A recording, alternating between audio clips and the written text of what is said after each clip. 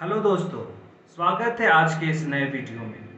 तो आज हम लोग देखेंगे एक ऐसे चर्च के बारे में जो झारखंड का सबसे पहला चर्च था नहीं, वो अभी भी स्थित है और यह झारखंड का सबसे पुराना, सबसे ओल्डेस्ट चर्चों में से एक है। और उस चर्च का नाम है GEL चर्च, जो आपके रांची शहर, जो झारखंड की राजधानी रांची है, उसके मुख्य मार्ग, जिसको मुख्य मार्ग जो महात्मा गांधी मार्ग कहते हैं, रांची के मुख्य मार्ग है, उसमें यह चर्च स्थित है। और यह चर्च झारखंड की एक बहुत ही पहचान है, जो झारखंड की बहुत बड़ी सभ्यताओं को, झारखंड की संस्कृति को बतलाने का यह चर्च काम करता है। और यह चर्च के द्वारा कई ऐसे कदम उठाए गए हैं जिसके द्वारा झारखंड के लोगों का विकास हो सके। तो बिना किसी देरी के आज की इस वीडियो को शुरू करते हैं। झारखंड में GEL चर्च की शुरुआत 1800 से 45 ईस्वी तक में हो चुकी थी और यह झारखंड का सबसे पहला चर्च था। और यह जो चर्च है वो रांची शहर के मेन रोड में स्थित है और यह चर्च रांची मुख्यालय से लगभग 5 से 6 किलोमीटर की दूरी पर स्थित है। इस चर्च को बनाने का जो श्रेय जाता है वो जर्मनी के एक पादरी गोस्नर को जाता है। जर्मनी के एक पादरी हैं गोस्नर, उसी को इस चर्च बनाने का श्रेय जाता है। उस वक्त मतलब 1845-44 के आसपास में, उस वक्त उन्होंने 1845 में फादर जो गोस्नर थे, पादरी गोस्नर जो थे, उन्होंने चर्च निर्माण के लिए 13,000 रुपये की राशि उन्होंने मदद की थी। उस वक्त यह चर्च लगभग 13 से 14,000 में बन के कंप्लीट हुआ था। और इस चर्च की जो स्थापना हुई थी वो 1845 ईस्वी नवंबर का महीना में हुआ था। और यह जो चर्च है वो गौथिक शैली में बना हुआ है। यह हमेशा आता है जब भी कोई प्रतियोगिता परीक्षाएं होती है तो उस पर यह क्वेश्चन जरूर आता है। तो हम लोगों को ये भी जानना है कि यह जो चर्च है किस शैली का बना हुआ है, ठीक है।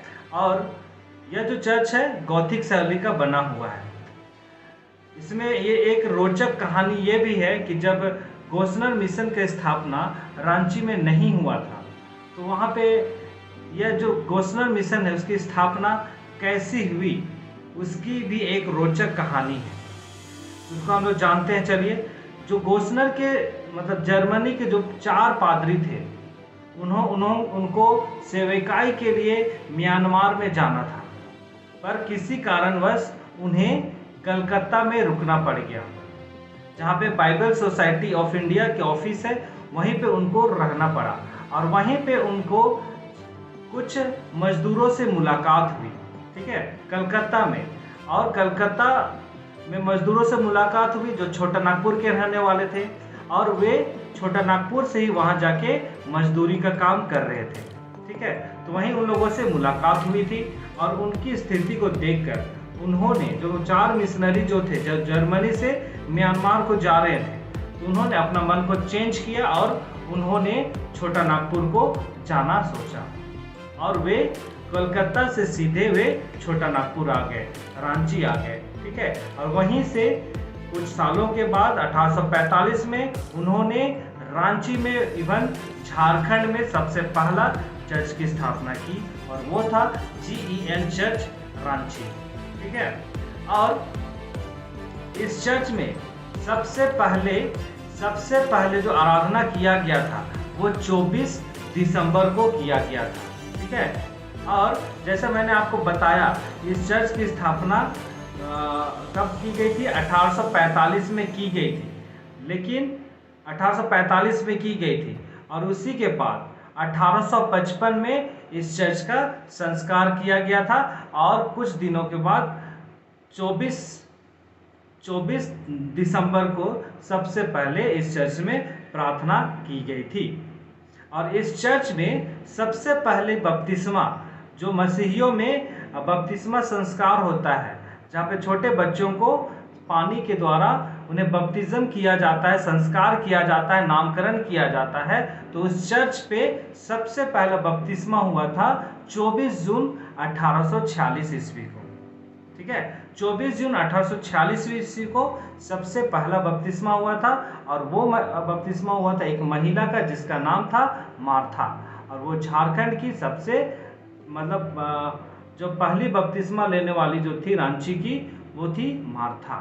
ठीक है, हम लोग अब आगे चलते हैं। आगे हम लोग ये जानेंगे इसका इतिहास क्या है, कि इसका जो चर्च है उसका इतिहास भी बहुत गहरा है। तो उसके बारे में हम लोग अब जानेंगे। आप सभी को जानते हैं 1857 का विद्रोह, इसे हम लोग क्या सैनिक विद्रोह भी कहते हैं। तो सैनिक विद्रोह का जो असर था वो हमारे झारखंड में भी पड़ा था, और झारखंड में भी सबसे पहले इसका असर पूरे झारखंड में देखने को मिला था, जिसका असर हमारे रांची में भी देखने को मिला।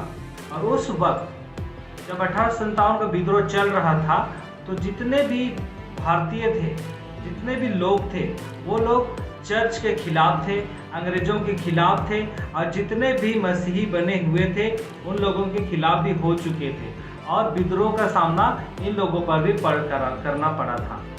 इसका सामना कई मिशनरियों को भी सहना पड़ा, जो जितने भी भारतीय मिशनरी जो थे, भारतीय जो ईसाई धर्म को माने थे, उन लोगों को भी इसका असर देखने को उन पर मिलता है। पर मुख्य असर की बात हम लोग यहाँ पे देखते हैं कि ये जो हम GL चर्च जो 1845 में बन के तैयार हुआ था, उस चर्च को भी कई विद्रोहों का सामना करना पड़ा। जैसा मैंने अभी आपको बताया कि कई जो क्रांतिकारी थे वे ईसाई लोगों के खिलाफ भी हो चुके थे, तो उनके द्वारा इस चर्च पर भी हमला किया गया, और उस चर्च को तोड़ने की मंशा से उस पर हमला किया गया था, और उस चर्च पे 4 गोले दागे गए थे। ठीक है, 4 गोले दागे गए थे, जिसका कुछ पोर्शन जो ध्वस्त हो गया, पर वह चर्च पूरी रीति से नहीं टूटा, है ना, पूरी रीति से नहीं टूटा। और उस चर्च पे अभी भी एक गोला 2-4 गोला अभी भी उस पे रखा हुआ है, जो उस पे बिल्डिंग पे दूर से ही नजर आता है। अगर आप लोग उधर से गुजरते हैं तो आप लोग वहां से जाके आप लोग देख सकते हैं, वो गोला अभी तक वहां पे लगा हुआ है। उस पे 4 गोले दागे गए थे, जिसपे कुछ बिल्डिंग कुछ गिर गया, पर पूरा चर्च नहीं धंसा। पर वैसे क्रांतिकारियों का मंशा था कि उस चर्च को पूरी रीति से ध्वस्त करने का था। ठीक है, उसके बाद जब 1915 का जब युद्ध हुआ था, तो 1915 में जब विश्व युद्ध हुआ था, तो जितने भी जर्मन लोग थे उन लोगों को अपने देश जाना पड़ गया। और जब वे अपने देश गए, तो यहाँ के जो लोकल बिशप थे, जिसका नाम पादरी वेस्टकोट था, उन्हें इस चर्च का कार्यभार सौंपकर वे लोग जर्मनी अपने देश को वापस चले गए। जैसा अभी हम लोग जाने इसका ऐतिहासिक दृष्टि से इस चर्च का क्या महत्व था, तो यह जो चर्च है वो वास्तुकला की भी नज़र से काफ़ी महत्वपूर्ण स्थान रखता है। जैसा आप लोगों को वीडियो के शुरू में ही आप लोगों को मैंने बताया कि इस चर्च का निर्माण गोथिक शैली के द्वारा किया गया है, और इस चर्च में कई जर्मन वास्तुकला को भी देखने को मिलता है। इस चर्च में लगभग 500 से अधिक लोगों की बैठने की क्षमता है। पर इस चर्च में एक ऐसा चीज है जो सबों को अपनी ओर आकर्षित करता है, तो वो चीज का नाम है ऑर्गन। ठीक है, पाइप ऑर्गन। ठीक है, जो पाइप के द्वारा अपने हवा के द्वारा जो ऑर्गन को बजाया जाता है, हवा दिया जाता है और उसके द्वारा ऑर्गन बजाने का काम किया जाता है। तो वहाँ का जो मुख्य आकर्षण का केंद्र है वो है पाइप ऑर्गन।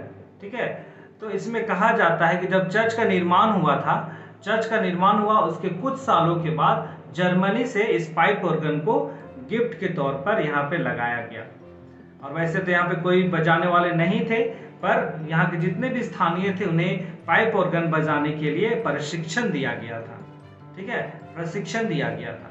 तो ये जो पाइप ऑर्गन है भी काफ़ी पुराना है, मतलब 1845-46 में इसे दिया गया है। वो अब से अभी भी वो पाइप ऑर्गन बजाने में यूज किया जाता है।